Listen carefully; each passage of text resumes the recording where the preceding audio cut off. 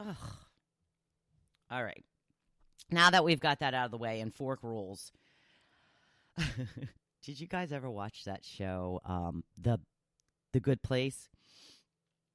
It is with Ted Danson and Kristen Bell, and she's a bad person that ended up at the Good Place. It's a really interesting show if you ever get a chance to check it out. But when she first gets to the Good Place, which is supposed to be heaven, you can't curse.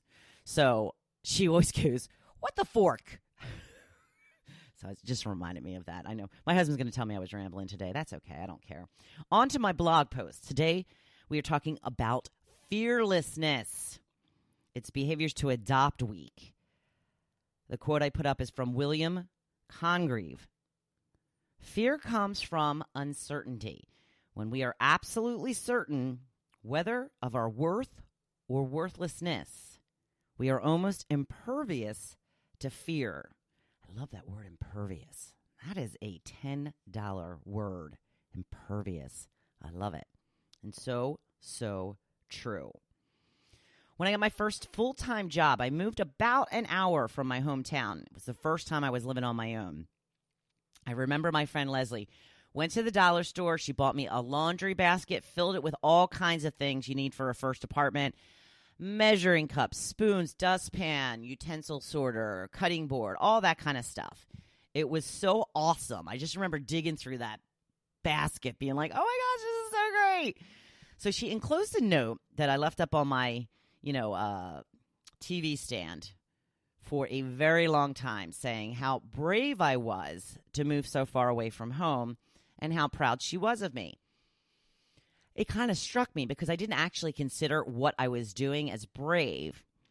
I got a job in morning radio, which was my dream, so I had to go where I could do that. Unfortunately, jobs in morning radio, especially morning radio, are not like, an accountant or, where there's just a lot of jobs in one place. You kind of have to, there's just a few of them. So there was no question in my mind about whether what I was doing was brave. I just was doing what I needed to do. But her words meant a lot. Like I said, I put that note up, and I left it there for probably the whole time I lived in that area, which was only about a year and a half. It was a long year and a half. But so they say that you have to get out of your comfort zone in order to achieve greatness. Man, do I hate that. I like being comfortable. I always kind of feel like, I've worked really hard in my life so far. I've paid a lot of dues. I feel I'm kind of entitled to sit back and enjoy life a little, right? Just coast a little bit. I always wanted more, but not so sure I'm willing to work hard enough to make it happen. Or more likely, I was not able to get over my fear of failure and rejection to get where I truly wanted to be. But you only have one life, right? Of course I'm right on that one. Do you want to spend it wishing you would have done more if you weren't afraid? There can be a lot at stake to change career paths or start a business of your own or leave a bad relationship. But you have to be smart about it. You have to come up with a plan. Work out the steps you need to take and get going. If you're talking about relationships, remember the movie Sleeping with the Enemy? Julia Roberts? Such a good movie. She planned for months on how she was going to leave her husband. Faked her own death. Didn't end up working out, but she planned for months. She even had to take swimming lessons to make her plan work. So she went for a long, long time just to make this plan go. So figure out the steps you need to take and get going, be it leaving a relationship, starting a new job, maybe starting a business, like I said. Well, is it going to be scary? Oh, yeah. Totally going to be scary. Will you fail? Maybe. Maybe not. Just maybe this is what you were born to do. Now, I am sure, I can tell you this for sure. There will be failures along the way. No matter what you're doing, there will be mistakes. You're going to make them. There will be times when everything goes wrong. But the great thing about that is, and I don't know if great's the right word, but, the good thing about that is you learn from your mistakes. If you make a mistake that blows up in your face wherever, you hit the wrong button or something and everything goes wrong. I bet you never make that mistake again. Those are the ones you remember. Oh, don't do that again. So you know what works and what doesn't. It is a learning process. And always remember, you have to suck first in order to get better. That's just the way it is. I hate to be the bearer of bad news. So plan to fail. Not totally and completely, obviously, you're not going to start something that you think is going to fail, but expect things to go wrong. And don't panic when they do. Adjust, plan for them, and things will be okay. I found this is the most important thing when making a major decision about where you want your life to go. You just have to decide. Make the decision. You have to believe you can do it. Truly believe it deep down inside. And know that you are willing to do whatever it takes to get you to where you want to go.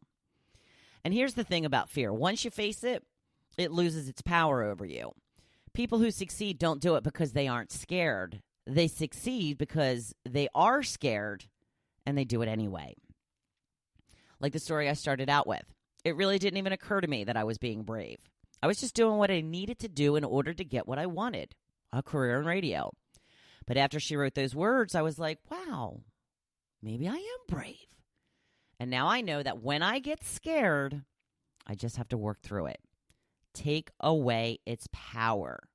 Make your goal, your dream, more important than your fear, and you might not even realize that you're no longer afraid.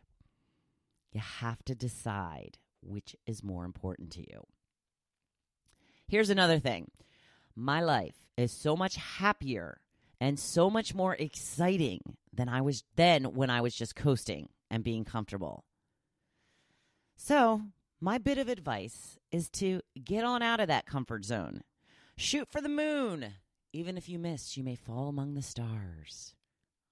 I used to have that over top of my bed. Shoot for the moon. Even if you miss, you may fall among the stars. I love that. I have that quote on a little plaque somewhere. I'm going to dig that out. So I'm going to say it again. I say this all the time. I know it sounds very cliche. If I can do it, you can too. I never imagined that I was going to be doing what I am doing now. And it is so much more than I ever thought I was possible to do. And I am loving every minute of it. It is hump day. My website coming very soon. Going to be up and running in the next few days. Hopefulist.com. It is going to be a one-stop, I don't want to use shop, one-stop spot. That's what I want to use. One-stop spot for all me, all the time. Oh, nobody's going to go to it then, are they? Okay. But yeah, you can get my blogs there. You're going to be able to listen to my podcast from there. You're going to be able to see all kinds of stuff. The story of me, how the Hopefulist came to be, all that sort of fun stuff. I also have a new email address, thehopefulist1@gmail.com. So feel free to keep the hopefulist.com in the back of your mind. And I hope to see you on the website as soon as it's ready. It's going to be ready very soon, like I said. It is Wednesday. It's a hump day. Happy hump day. Now go make it your best day yet. See you tomorrow. Thank you for listening to The Hopefulist, hosted by Wendy McClure. For more inspiration, please visit hopefulist.com. Thanks, and we'll see you tomorrow on The Hopefulist.